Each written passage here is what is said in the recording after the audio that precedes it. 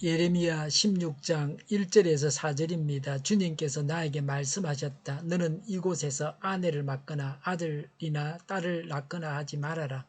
나주가 이곳에서 태어날 아들, 딸과 이 땅에서 아들, 딸을 임신할 어머니들과 아들, 딸을 낳을 아버지들이 어떻게 될 것인지를 말하여 주겠다. 사람들이 혹독한 질병으로 죽을지라도 울어줄 사람도 없고 묻어줄 사람도 없어서 죽은 사람들은 땅 위에 뒹구는 거름덩이처럼 될 것이다. 전쟁에서 죽거나 굶주려서 죽은 사람들의 시체는 공중의 새와 들 짐승의 먹이가 될 것이다. 아멘. 하나님의 정의가 여기에 나타나 있습니다. 하나님은 무서운 분이십니다. 하나님은 정의의 하나님이시다는 것을 명심해야 합니다. 1절에 주님께서 나에게 말씀하셨다고 했습니다. 예레미야서 16장과 17장은 유다를 향한 하나님의 심판을 경고하고 있습니다. 예레미야서 2장부터 25장은 본론 제1부입니다. 12편의 설교로 구성되어 있습니다. 그 중에서 16, 17장은 제7설교입니다. 무디는 내가 하나님께 무엇을 바치는 것보다 하나님이 나에게 무엇을 말씀하실 것인가 하는 것이 실제로 더욱 중요하다고 했습니다. 하나님께서 지금 우리에게 하시는 말씀을 들어야 합니다.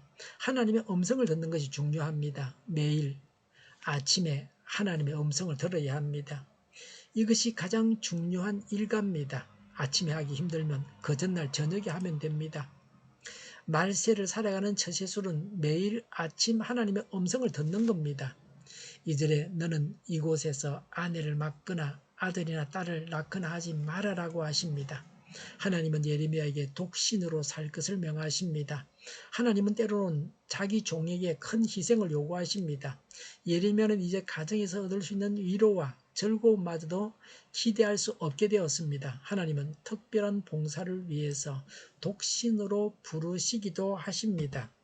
예레미야의 독신 생활을 통해서 유다에 임할 재앙의 심각성을 선포하십니다. 선지자의 삶이 메시지가 됩니다. 결혼은 본래 하나님께서 제정하신 것입니다. 결혼은 인간의 정상적인 생활의 하나입니다. 결혼을 해서 자녀를 많이 낳는 것이 복입니다.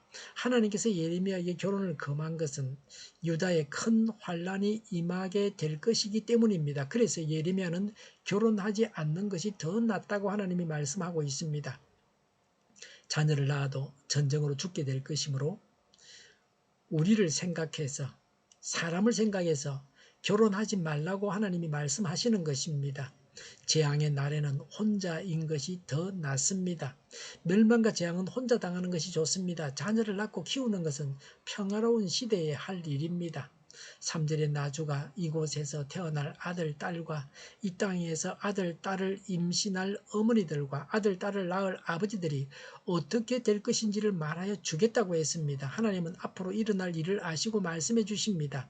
하나님의 진노의 심판이 유다의 모든 백성에게 강분하게 적용된다는 뜻을 담고 있습니다. 성인들은 자녀가 있습니다. 성인들은 다 아버지거나 어머니입니다. 이들 모두에게 재난이 임합니다. 한 사람의 예외도 없이 다 하나님의 심판을 받게 된다는 겁니다.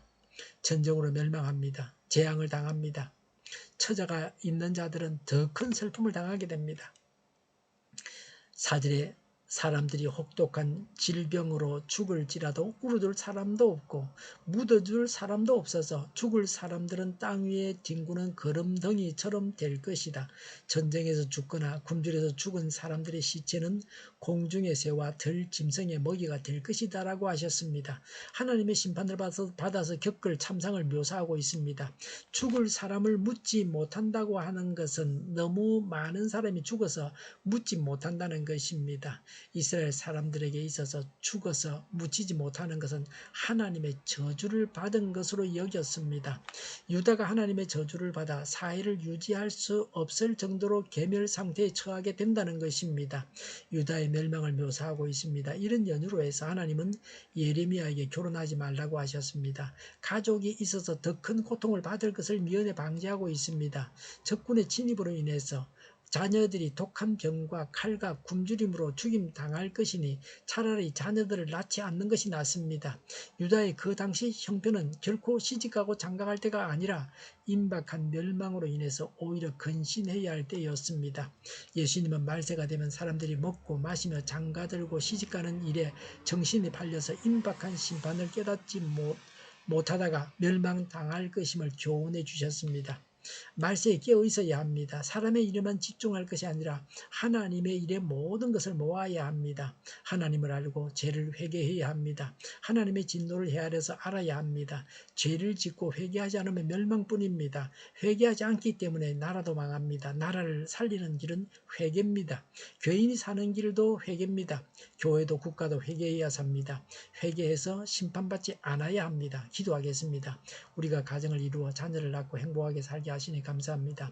하나님의 말씀 앞에서 심판의 참혹함을 알고 회개합니다. 정의가 강물처럼 흘러가게 하여 주시옵소서. 교회가 분열되지 않고 하나가 되게 하여 주시옵소서. 약속을 죽이는 강대국은 사라지게 하여 주시옵소서. 죄를 인권이라고 하는 악한 교회들과 모든 정당들과 단체들이 사라지게 하여 주시옵소서. 주사파와 공산당과 이적 단체들이 사라지게 하여 주시옵소서. 악한 언론과 악한 국회의원과 악한 단체들이 사라지게 하여 주시옵소서. 하나님을 대적하는 법과 있어서는 안 될 법을 만들지 않게 하여 주시옵소서. 이스라엘 법을 폐기하지 않게 하옵소서. 일하는 자들이 정당한 대우를 받게 하옵소서. 놀고 먹는 자가 없게 하여 주시옵소서. 일을 만드는 자가 아니고 일을 하는 자가 되게 하여 주시옵소서. 코로나 치료제를 비싸게 파는 제약회사가 사라지게 하여 주시옵소서. 코로나 치료제를 필요로 하는 모든 자가 복용할 수 있게 하여 주시옵소서.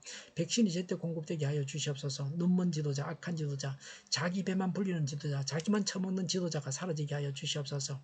앞을 보고 선한 것을 분별해서 알고 앞길을 제시하고 섬기는 지도자만 있게 하여 주시옵소서. 하나님께 주신 권세로 섬기는 자가 강해지게 하여 주시옵소서. 지도자들과 이 백성들에게 선한 것을 분별하는 지혜를 주옵소서. 망해할 사업들은 망하게 하시고 흥해할 사업들은 흥하게 하여 주시옵소서. 망할 자가 망하게 하시며 흥할 자가 흥하게 하여 주시옵소서. 망할 나라가 망하게 하시고 흥할 나라가 흥하게 하여 주시옵소서.